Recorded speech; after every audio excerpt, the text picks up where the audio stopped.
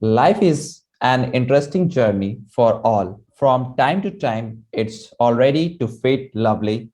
Look for some inspiration. So, for starting a new chapter for learning, I am Ankumar, being a host for today's event. Want to extend warm greetings and good evening to all of you present here. I hope you all are doing amazing and happy. On behalf of whole Sems family, I welcome you all today's international webinar on topic Nobody to Somebody in 10 seconds. And to add our guest for honorable today's speaker, Colonel Sanjit Saroi is to be an honor to have. We are grateful for your presence. Also, I quite number of people of joining. Before I proceed, let me take a brief introduction for our organization. Sems Welfare Foundation is a not-profit entity established on a work area of education, social welfare, women empowerment, skill development, and entrepreneurship, livelihood generation, employability, health, research, culture, international cooperation, sports, event protections, or any other similar sectors. We are promote health, life in a balance of active community and a strong business. Now, let me introduce today's speaker to you all. Colonel Sanjeev Saroi, an economics graduation for Delhi University, joining Indian military in 1975, serviced for 35 years and retired as colonel in 2009. In last 11 years, he has interacted with more than successful path of developing the soft skill employability skills. In last couple of years, Colonel Sanjit Sarai sir has partnered with a prestigious CBSE schools in NCR speaker with promoting life skills and helping there as identify the conduct of the teacher motivation and training workshop. Now over to you, sir. Thank you, Aman. Thank you very much. I hope you can hear me. Am I audible? Yes, sir. Are you audible? Okay. Good evening to all. I welcome you to this webinar. And since you are present, I take it that you want to become somebody. Now, today's webinar is Nobody to Somebody in 10 seconds. Now, before I do that, let me tell you a story. Once upon a time, one old man who was an expert in the world of art, he died and went to heaven, where he met Saint Peter at the pearly gates. The old man asked Saint Peter that please introduce me to other people who are interested in the art. Saint Peter, standing at the pearly gate, said, "See that man with a beard? He was the greatest artist who ever lived. You want to meet him?" The old man said, "Saint Peter, I know that man and I know art. The man worked in a father's shoe store and he sold me all my shoes for years.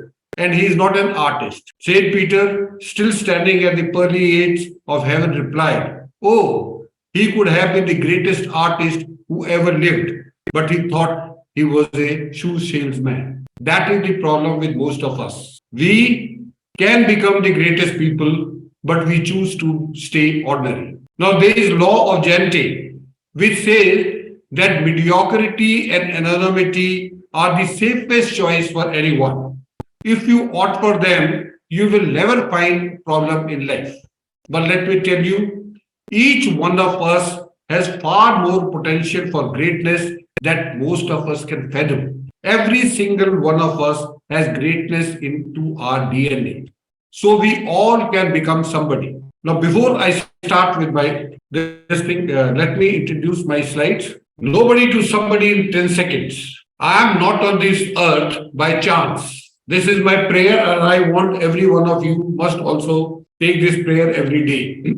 I am here for a purpose, and that purpose is to grow into a mountain and not to shrink to a grain of sand. So we all should strive to become a mountain and not a shrink of sand. Now, Sigmund Freud, an Australian neurologist and the founder of the psychoanalysis, said that everything you and me do, they spring from two motives. And those motives are the sex urge and the desire to be great.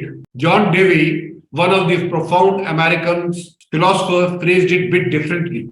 Dr. Davis said that the deepest urge in human nature is the desire to be important. And I call it that it is the desire to be somebody. What do we want in life? Not many things, but few things that we do wish, we crave with an insistence that will not be denied. Some of the things most people want include health and preservation of life, food, sleep, money and things money will buy, sexual gratification, the well being of our children, and lastly but not the least, the feeling of greatness or importance or somebody. Almost all these wants are usually gratified, all except one. But there is one longing almost as deep and as imperious as the desire for food or sleep, and which is seldom gratified. It is what Freud called the desire to be great, and David called desire to be important, and I call desire to be somebody. Desire of feeling of importance is one chief distinguish difference between mankind and the animals. If our ancestors hadn't had this flaming urge of feeling of importance, civilization would not have been possible. Without it, we should have been just like animals. Now, let me give you an example from the history. It was this desire of feeling of importance that led an uneducated, poverty-stricken grocery clerk to study some law books and became the greatest president of America.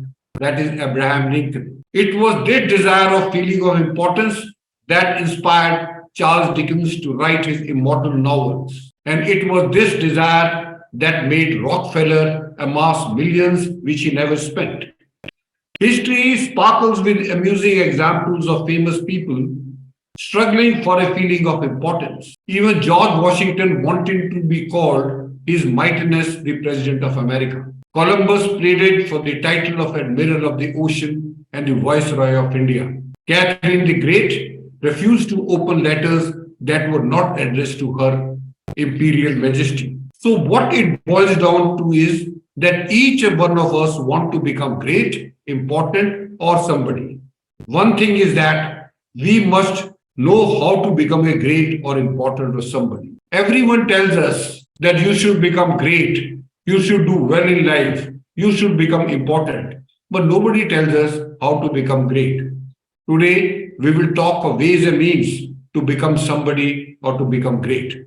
But before we do that, let us understand some basic ways of life we live. Have you ever noticed or have you ever admired those successful people who seem to have it all? You see them chatting confidently at business meetings. You see them chatting comfortably in social gathering. They are the one with best jobs, the smartest spouses, the coolest friends, the biggest bank accounts, the most fashionable cars, and the palatial houses. But wait a minute. Let us consider. A lot of them aren't cleverer than you. They are not even better looking than you. So what is it?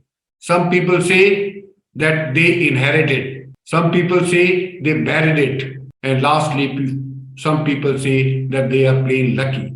But I want them to think again. Because what is important in life is that do you have the skills in dealing with fellow human beings? I'll give you an example. One of the first person in America business to be paid $1 million per year.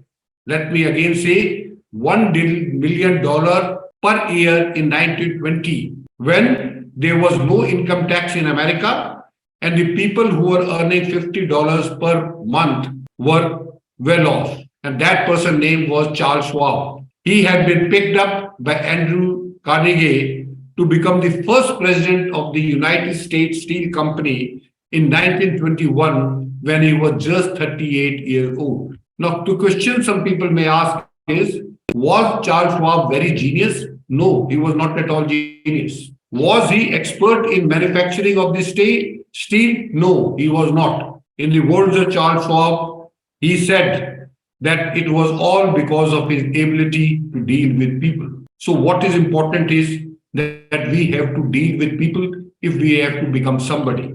Nobody goes to the top alone. Over the years, people who seem to have it all have captured the hearts and conquered the minds of hundreds of people who boosted them up rung by rung to the whatever professional or social ladder they chose. Now, I want you to pay special attention to five important things which are there in our way of life. First is first sight. Now, let us see what is first sight. The moment two humans lays each eyes on each other, it has awesome potential.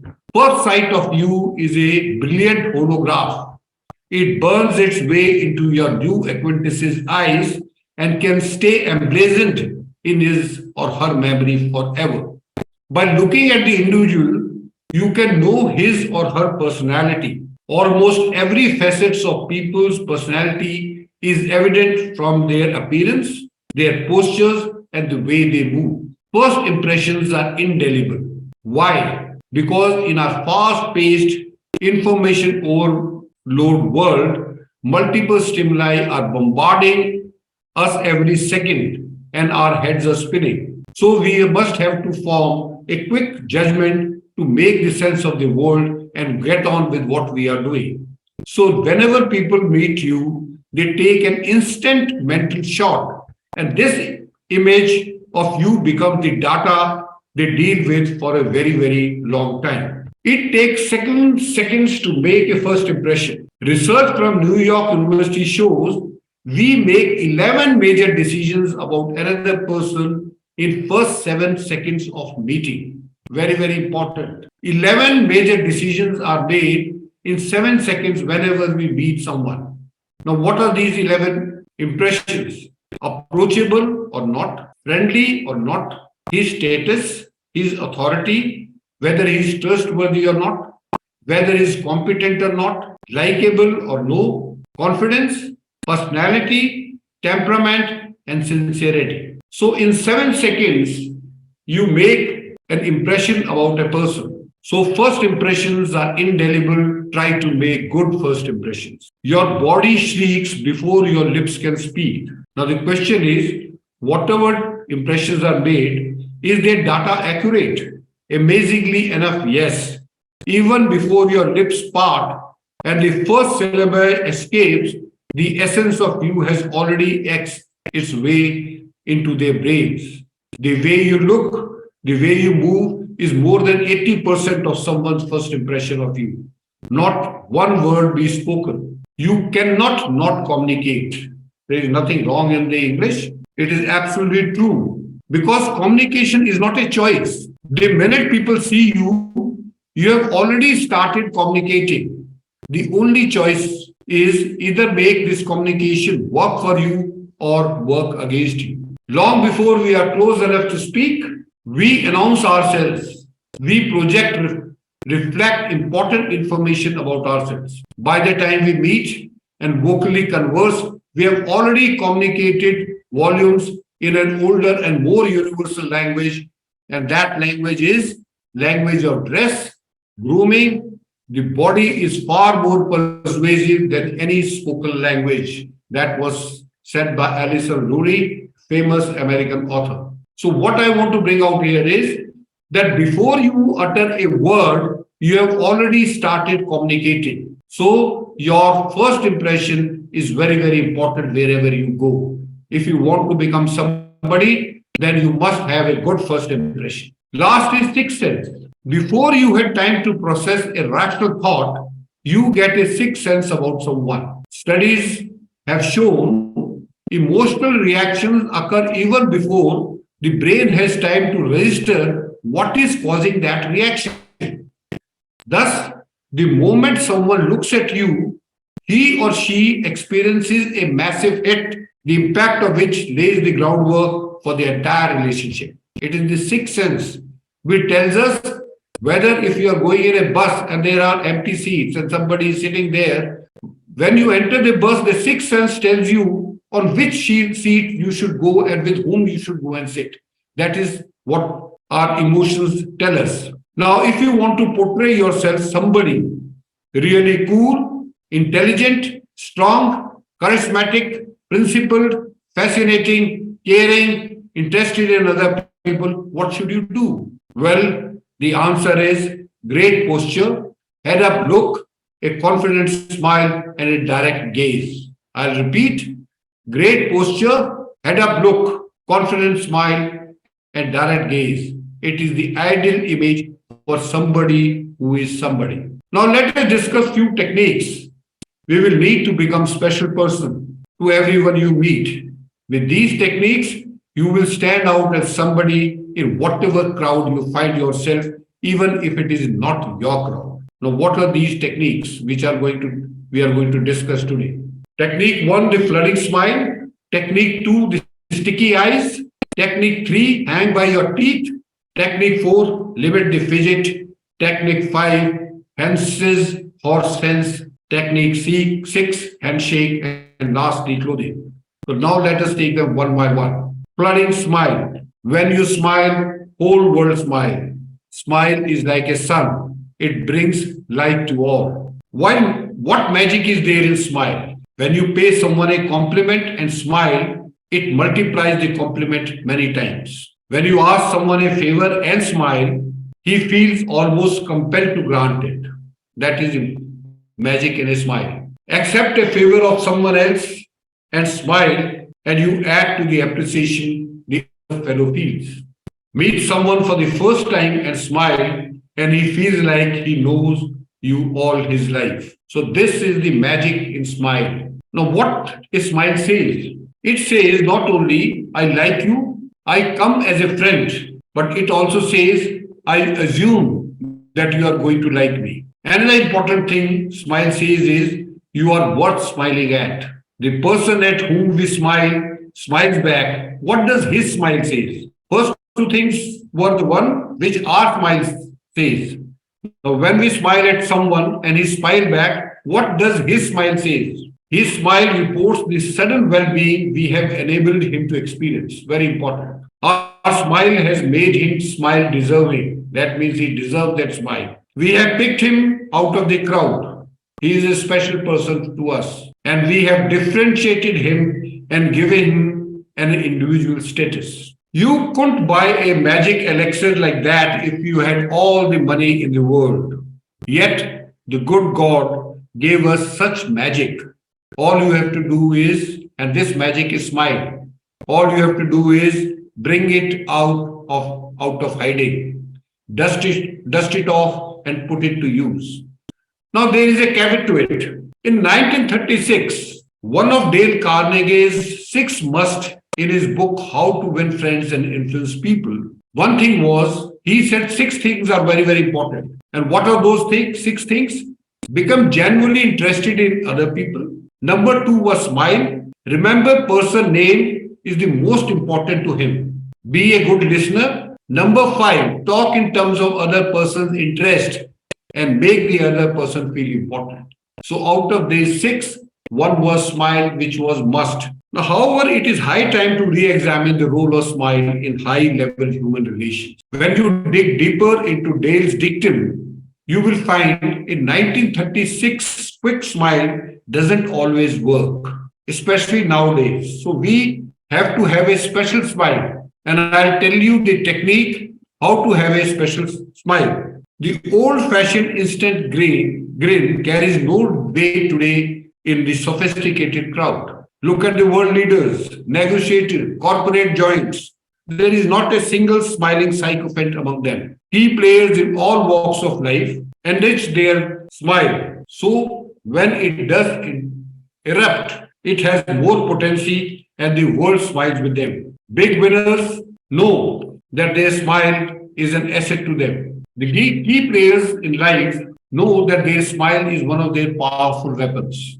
So they have fine-tuned it for maximum impact. Now, how to fine-tune your smile? This is very, very important. I want to bring out, and I want people to make a special attention on this. The studies have proved that people who were slow to smile in professional life were perceived as more credible. That means you have to smile, but smiling slowly will perceive you as a credible person. The study went on to say a big warm smile is an asset, but when it comes little slower, because then it has more credibility. However, you have to train yourself so that your lips erupt more slowly and also smile appears more sincere and personalized for the recipient. So, the main point which I want to bring out here is that smile is very, very important. There is no doubt in that. But if you have to improve on your smile, and how do you improve on your smile? You have to fine tune it.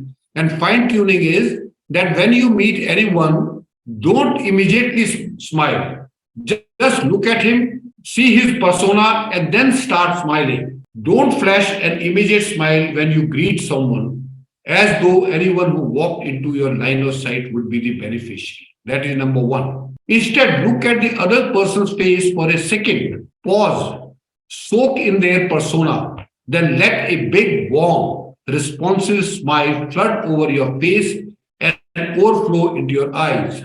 It will engulf the recipient like a warm wave. The split second delay convinces people your flooding smile is genuine and only for them. Very, very important. So, only thing what you have to do is for a split second, delay your smile. And if you delay your smile, people will take you as credible person. They will respect you, and that will create a very, very good relation, and you will become somebody.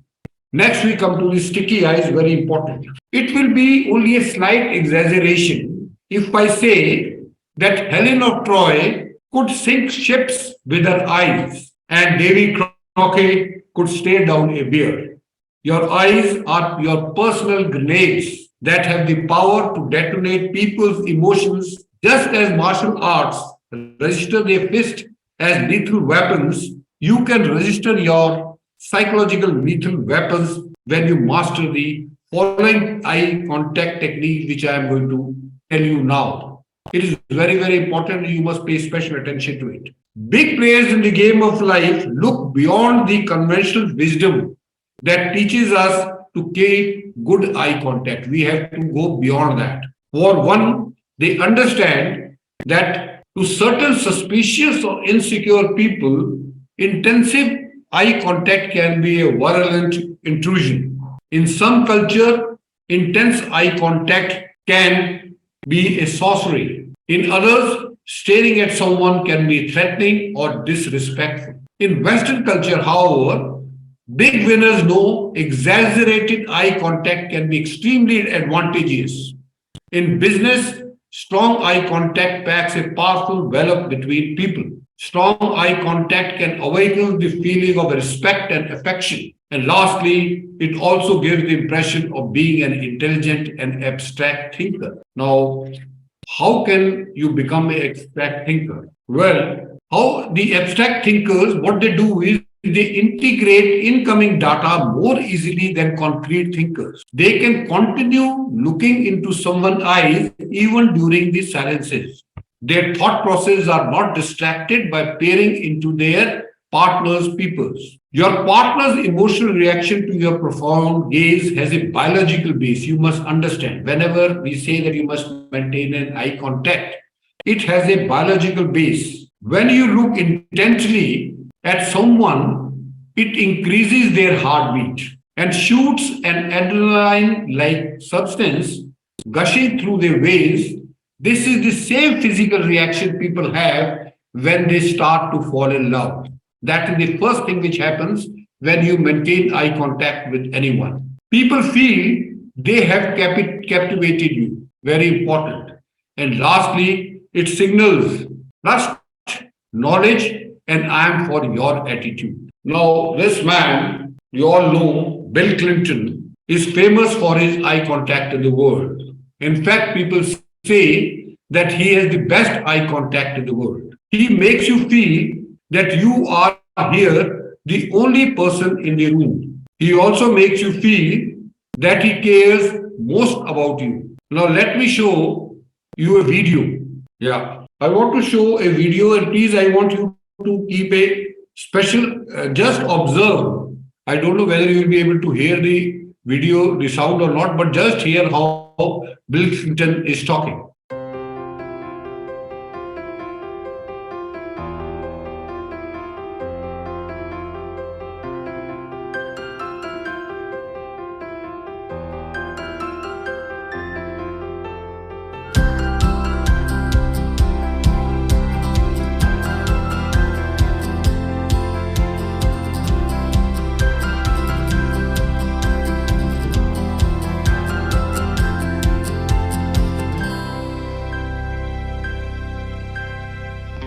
This video, if you see this video, and I suggest that you must see this video. When Bill Clinton is asked the question, he closes the distance between the person to whom he is conversing. Okay. So in this video, you will see that when Bill Clinton was asked the question, he closes the distance between him and that person who had asked the question. That is number one. Number two, 90 to 90 to 95% of the time, while speaking, he was directly looking at the listener. This is very, very important. Not many people struggle to do this. They are very comfortable while listening and maintaining eye contact. But when it comes to speaking and maintaining eye contact, they become very uncomfortable because they cannot think, speak, and maintain eye contact. If you want to become somebody, then you must learn to speak while maintaining eye contact. This is very, very important. Now, he holds eye contact with her, that lady. The woman starts nodding and is mesmerized by his eye contact. When he breaks contact, he doesn't do abruptly. He starts shaping his body, thereby giving an indication that he is about to end. So, maintaining eye contact is one thing, but maintaining eye contact in a correct fashion is the one which I told you that when you are speaking to someone, you must maintain eye contact, which is very difficult. With practice, you can do that. Now, what is the lesson we can learn from this video of Bill Clinton? Look people in the eyes when you are speaking. Narrow eyes will be much better, especially with men. You can open them to communicate certain feelings, but never go for bug eyes. Be expressive with your eyebrows, your head tilts and muscles around your eyes. Say goodbye metaphorically before you walk away. Before you break eye contact, you should turn your body and walk away.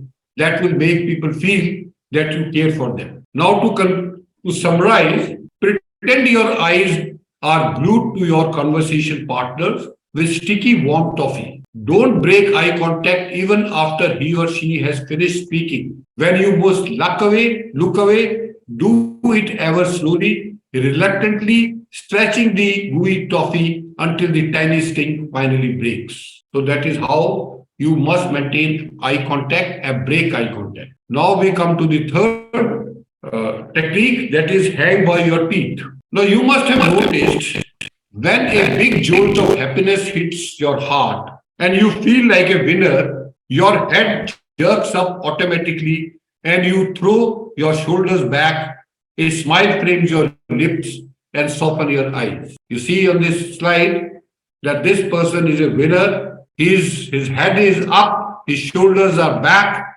and his lips are framed with smile and he softened his eyes. This is the look winners have constantly. They stand with assurance, they move with confidence, and they smile softly with pride. No doubt about it. Good posture symbolizes you're a man or woman who used to be on being on top. But most of us fail on this. Millions of mothers and trillions of teachers tell the children to stand straight, but that does not make people straight. Ours is a nation of slouchers. We need a technique sterner than teachers and more persuasive than parents to make us stand like somebody. Your posture is the biggest barometer for success. Now, how to achieve winner somebody posture? I'll tell you a technique which is very important. Let me see in the chat box if there are any questions. Okay. Now the technique is very simple. Before walking through the door to your office, a party, a meeting, and even your kitchen door, visualize a leather bit hanging by a cable from the frame. It is swinging just 1 inch above your head. As you pass through the door, throw your head back and chomp on the imaginary dental grip, which first pulls your cheeks back into smile and then lifts you up. You have to visualize that. Whenever you are going through any door, just visualize that there is a leather bit which is hanging and you chomp on the imaginary dental grip, which will first pull your cheeks back into smile and lift you up. As you ascend high, your body is stretched into a perfect alignment. And what is the perfect alignment? Your Head is high, your shoulders are back, your torso is out of hips, and your feet are weightless. On an average, person goes through the door 60 times a day. I'll repeat, on an average, a person goes through a door 60 times a day. Visualize anything 60 times a day and it becomes a habit. Habitual good posture is the first mark of big winner. A great posture, head up look, a confident smile, and direct gaze. That is what is required to become somebody. Visualize a circus iron jaw bit hanging from the frame of every door you walk through. Take a bite and with it firmly between your teeth, let it sweep you to the peak of the big top. When you hang by your teeth, every muscle is stretched into perfect posture position. You are now ready to float and looking like the most important somebody in the room. So, this is about the posture. You should stand straight, your head should be up, your shoulder back, confident smile, and soft eyes. That will give impression to everyone that you are a winner. Now, limit the fidget. This is also very important, but most of the people are involved in this fidgeting. Now, being in this field for last 13 years, I can always tell when an interviewee is lying. Once I was interviewing a lady for the post of lecturer. Throughout the interview, the lady had been sitting with her left leg crossed over her right. Her hands were comfortably on the lap, and she was looking directly at me. She was maintaining perfect eye contact. I asked her salary. Without swearing her eyes from mine, she told me. I asked if she enjoyed the work. Same, she was looking directly at me and she said yes. Then I asked the third thing that why did she leave the previous job? At this point, her eyes fleetingly darted away before regaining the eye contact again. Then, while answering the question, she shifted in her seat and crossed her right leg over left, and at one point she puts her hand up her mouth. That's all I needed. With her words, she was telling me that she was leaving that previous job because there were no growth opportunities. But her body told me she was not being entirely forthright. She was breaking eye contact. She was shifting on her seat, leg movement, putting hand on the mouth. Are all these body signals accurate? Exactly, they are accurate. Why? Because when the average person tell a lie, he or she is emotionally aroused and bodily changes do take place. When that happens, they fidget. So whenever you are telling lie, you are emotionally aroused and there are a lot of bodily changes taking place. Now let us see what are the bodily changes which are taking place. Scientists at the Smell and Taste Treatment Center Foundation in Chicago found that when you lie, a chemical known as catecholamines is released, causing tissue inside the nose to swell. So when you lie, the catecholamine is released, which causes the tissue inside the nose to swell. It increases the blood pressure, number two. Number three, the human nose expands with blood during lying and is known as Pinocchio effect. Increased blood pressure inflates the nose and causes the nerve endings in the nose to tingle, resulting in a brisk rubbing action to the nose with the hand to satisfy the itch. These are the bodily changes which take place when we tell lie. We must understand that. And because of all these bodily changes, we start fidgeting. American neurologist Alan Hirsch and psychiatrist Charles Wolfe did an extensive analysis of Bill Clinton's testimony to the grand jury on his affair with Monica Lewinsky and found that when he told the truth, he rarely touched his nose. When he lied, however, he gave split-second frown and before he answered and touched his nose once every 4 minutes and grand total of 26 nose touches. So whenever someone is telling a lie, invariably he is going to touch the nose or touch his face. Now we have to be beware of appearance of lying even when we are telling the truth. Sometimes we are not telling the lie, we are telling the truth.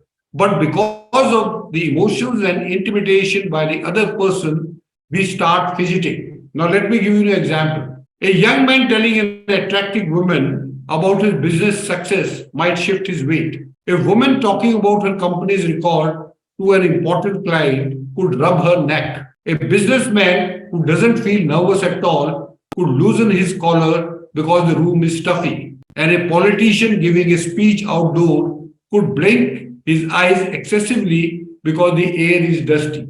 So all these things are happening. It is not that they are telling lie, but it all happens because of certain other things. So we have to be aware of it.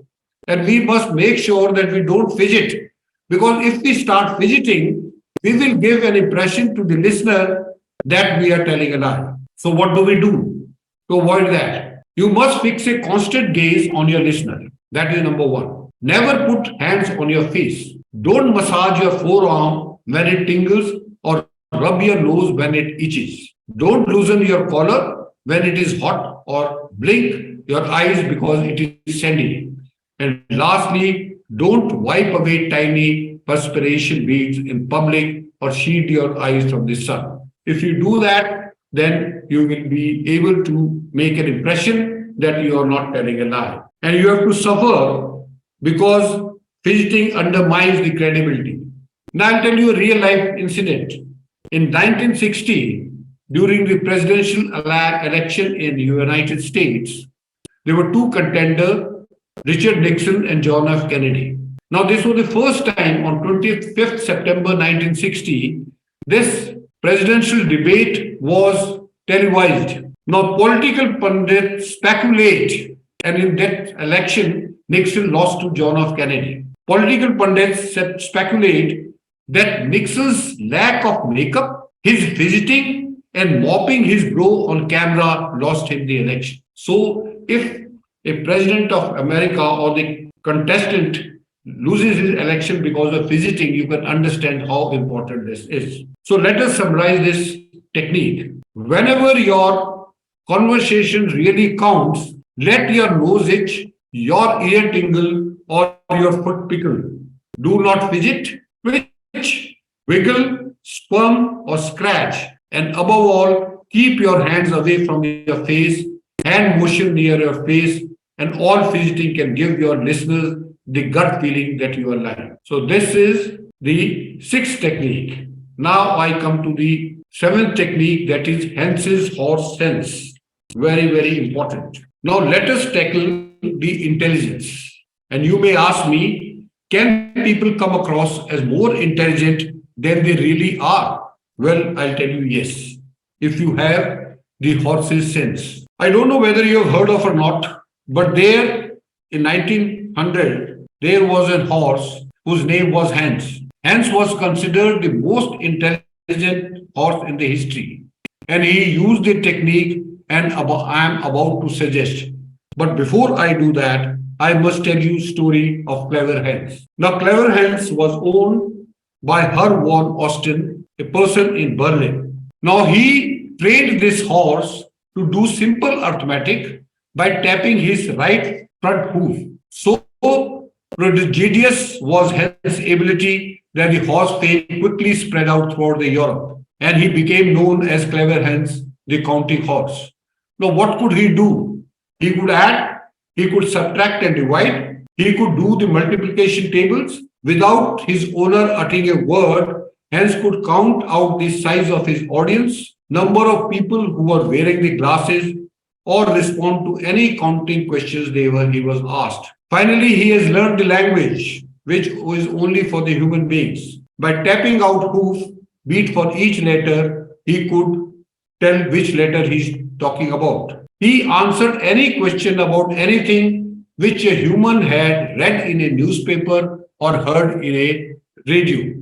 He could answer questions on history, geography, and human biology. Now, when this people came to know about this, there was a lot of hue and cry, and people wanted to know, what is this? Is it a clever trickery? or an equine genius. So a commission was set up to find out. Now, when the commission it assembled, so they decided that there must be something his owner must be doing, as a result of which Hans was giving the right answer. So what they did was they asked the owner to leave the room, and the audience were the researchers, the psychics, the horse lovers, the scientists, and the reporters. So the commission member asked a question to horse and he answered correctly. Second time again he was asked, again he answered correctly. Now everyone was astonished that how could a horse answer the question. So the second commission was appointed, and this time what they did was that they asked this horse a question in his ear by whispering, as a result of which he could not answer. Now everyone was surprised. Can you guess what was the reason? Reason was when the audience knew the answer, hence did too. Now you can guess what happened was people gave off very subtle body language signals the moment Hans hoof gave the right number of taps. When Hans started tapping the answer to a question, the audience would show subtle signs of tension. Then, when Hans reached the right number, they used to respond by expulsion of breath or slight relaxation of muscles. One Austin had trained Hans to stop tapping at that point and therefore appear to give the right answer. So, what had used to happen is that he watched his audience's reactions very carefully and planned his responses accordingly. So, if horse can do it, we can also do it. Now, I'll give you another example. Suppose you are watching a TV and suddenly the phone rings and someone tells you to mute the TV button. Now, what has happened is that now you can see the images, but you can't hear anything. But if you pay special attention and you see how people are smiling, scowling, smirking, squinting, you will be able to find out that what these people are thinking or what they are doing. That is what is Hans's or sense. Watching people, seeing how they are reacting, and then making moves accordingly. Even while you're talking, keep your eyes on your listeners. And when I am giving offline classes or when I am talking offline to people, I always keep my eyes on the audience because that gives me the signal whether they are enjoying the talk or whether they are getting bored. So you can do a similar thing. Now, when you speak to someone, when you're talking to someone, just keep this thing in mind. Are they smiling? Are they nodding? Are their palms up? So that means they like what they are hearing. Secondly, if they are frowning, they are looking away, their knuckles are clenched, maybe they don't like what they are hearing. And lastly, are they rubbing their necks? Are they stepping back? Are their feet pointing towards the door? Maybe they want to get out. Now, you don't need a complete course on body language. Already, most of you have a lot of experiences and you have a good grounding on this subject. Most people know if their conversation partner steps back or look away, that means they are not interested in what you are saying. When you think you are pain in the neck, they will start rubbing their neck. When they feel superior to you, they stipple their hands. So that is what is the importance of watching people and watching their body language, especially when you are talking to them, because then you will be able to respond accordingly. Now let us summarize. Make it a habit to get on a dual track. And what is dual track is, while talking or while expressing yourself, keep a keen eye on how your listener is reacting to what you are saying. Then you plan your moves accordingly. If a horse can do it, so can you. People will say you could pick up on everything, you never miss a trick, you have got a horse sense, and you are somebody. So these were the techniques. Now I will briefly touch upon two more things which are very, very important if you want to become somebody. I'll just go slightly fast because they are self-explanatory. Handshake, who should reach first?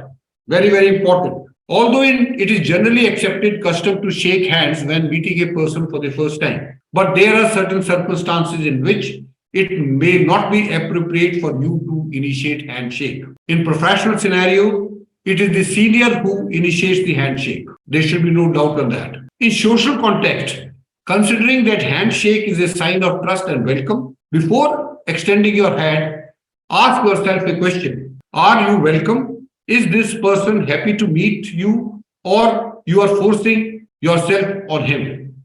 If you get the answer, then take the step of initiating your hand. Number two is how to create a repo. Now, repo can be created by two ways.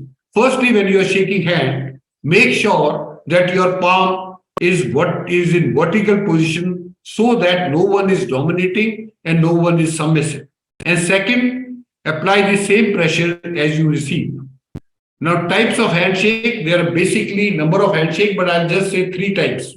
First is lip handshake, which indicates that you are low in confidence, you are nervous, and you are less interested in shaking hand. Number two is a bone crusher. That means you are compensating for low confidence by pressing hard. And third is firm handshake, which talks about confidence you have. Now, let us see what is the perfect handshake. Maintain proper eye contact. Your forearms should be perpendicular to the body, web to web firm grip, clean and dry hands, and 2 to 3 pumps, and you smile. This is the perfect handshake. What perfect handshake says about you? Firstly, it says that you are a confident personality. Number two, you are a reliable person. Number three, you are aware of etiquettes. And fourthly, you will give a good impression about yourself. And last, we come to the clothing part. Like it or not, you are being judged by how you look, how you dress, and how you carry yourself. And if you are lucky, how you do your job. It was published in Forbes magazine. So, how you do your job is the last priority. The clothing we wear affects our psychological states as well as our performance levels. Intentionally choose to wear clothing that will induce more desirable psychological states and enhance task related performance. Researchers of Northwestern University on unclothed cognition. Now, brand yourself before other brand you. Now, how do you brand yourself?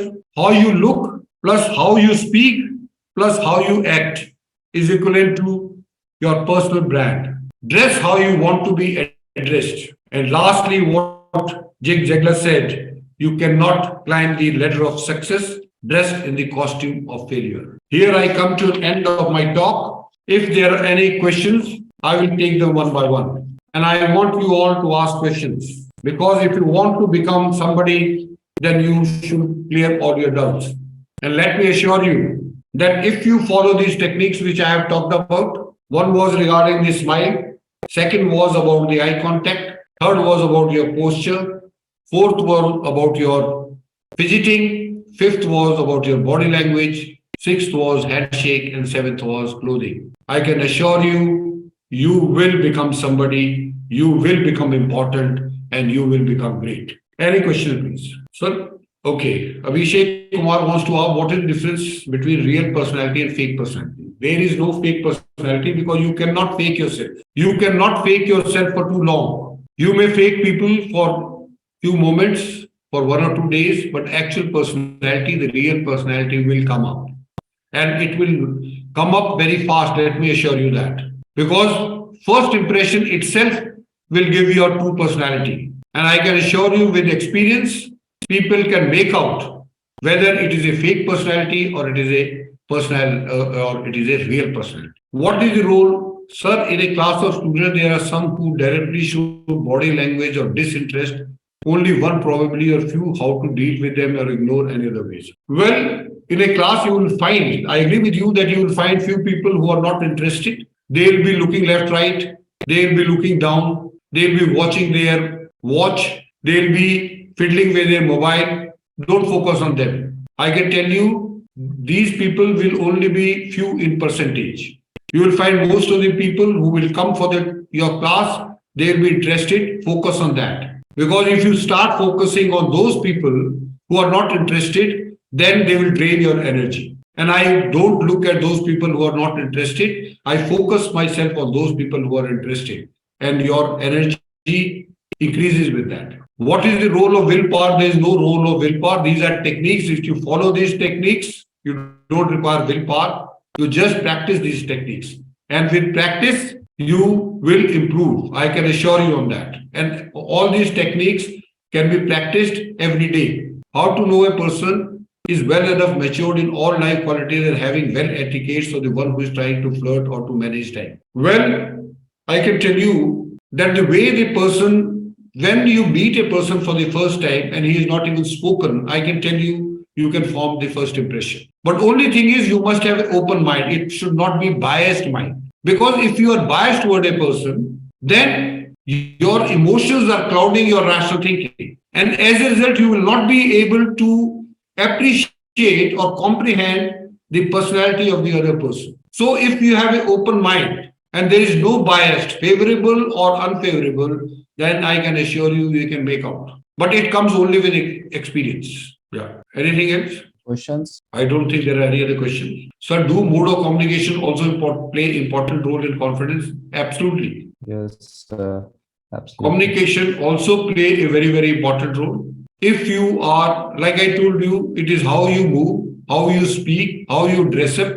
That is what the maximum thing which will count on that. What a wonderful, knowledgeable give you, sir. I hope audience are learning many things in these sessions. And once again, I would like to thank to you, your sharing your experience and precious time for knowledge with us. So thank you so much, sir, for this session. Thank you so much for cooperating. So stay connect us for new learning. I am Aman Kumar, your host for the day. Sing off. Have a wonderful day. Thank you everyone to for joining us. Thank you, sir. Thank you very Thank much. you, sir. Thank you very much.